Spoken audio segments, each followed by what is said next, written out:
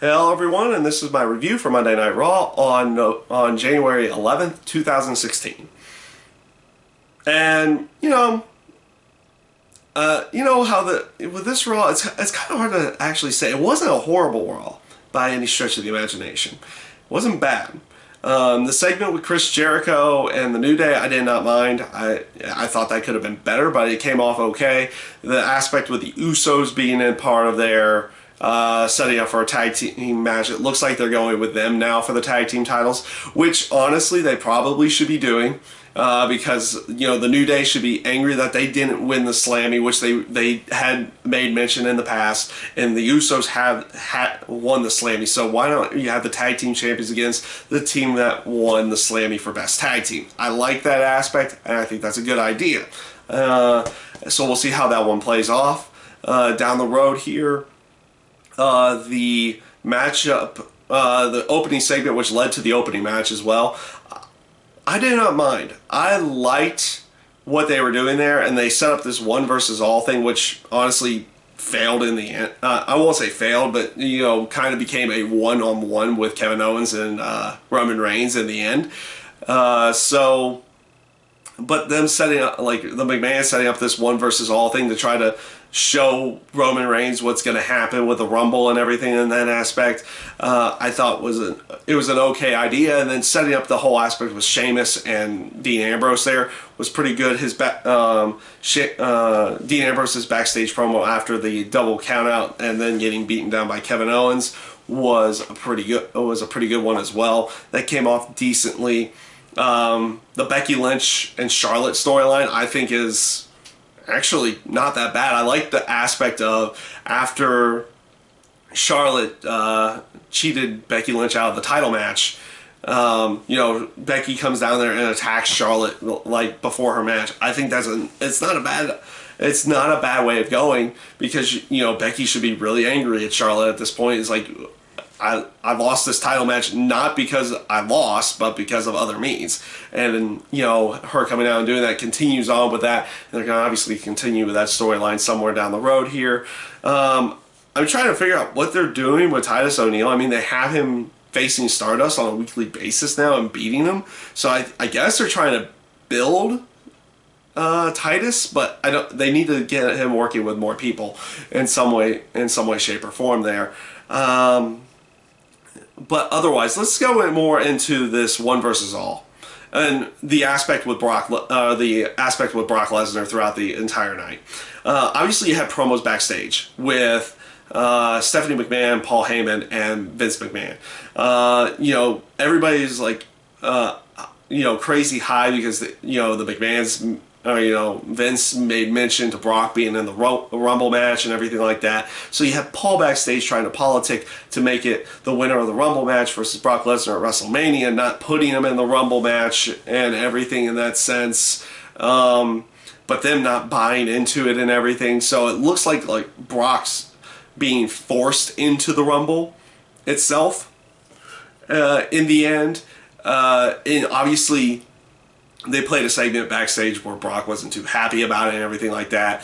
So, they played off of that throughout the entire night. You also have the one versus all match, which ended out pretty much as being Roman Reigns versus Kevin Owens until Vince decided to have everybody interfere in the match. The match with Kevin Owens and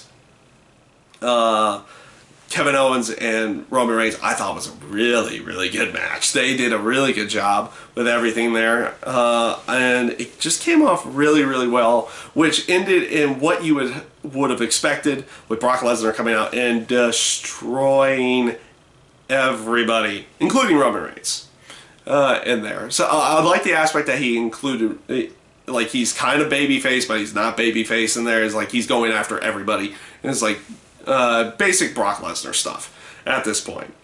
The biggest, I'm not certain if I'm going to say shocker, but the biggest surprise that they had for the night, the Kalisto Alberto Del Rio match. This was a really good match, don't get me wrong. This was a fun match to watch. But it was more shocking that they actually put the U.S. title on Kalisto.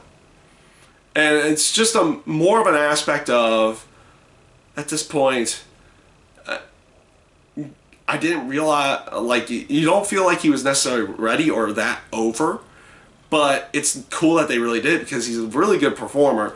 In the terms of high flying, yes, he does botch from time to time, but it's not been that bad. And honestly, having him in a singles title area for a while Sin Cara's out and they can't do the Lucha Dragons thing for the time being is not a bad thing either. And obviously, they can still play off of this a little bit more and have a continuation with Del Rio and Kalisto here, but really shocking that they went with this on this night versus a different time frame somewhere down the road.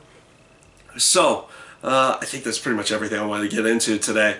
Raw overall, not a bad show, not a great show. There's one thing I want them to do because they kind of had the standoff. Oh, one more thing to get into. I was interested to see what they were going to do with the Social Outcast, and then you get really worried when they decided to put them with the Wyatts in the end. But right there it's like, okay, now these guys are just going to be a squash type team or something like that. It's like, no, they're not going to be a squash type team, at least not for the time being. Because they had Ryback's help, because Ryback's trying to get a little bit of revenge on the Wyatts as well for what they did to him. And, so we'll see what they go with the Social Outcast thing and the Wyatts and Ryback as well. So we'll see where they're going with all that. Wasn't all that great there, but in the end it didn't end anything that I was in a way that I was expecting it to be, where the Social Outcast team, we built you up for 1 week and now you're squash team type material again. So I mean, we'll see how long that lasts before they are kind of relegated to the squash team, and how let's see if they can build some good chemistry or something like that and see where everything goes. In that sense, if they can become like a new version of the New Day or something like that in the terms of the tags, and we'll see where everything goes on that side. And like I said, overall, Raw wasn't great this week. Wasn't bad. Set up the Rumble match pretty decently. Getting another big name in there, such as Brock Lesnar as well, and we'll see where they go. They have one more week before the Royal Rumble, and we'll see where they go with everything. So that is my review for Monday Night Raw this week, and I thank you guys for watching.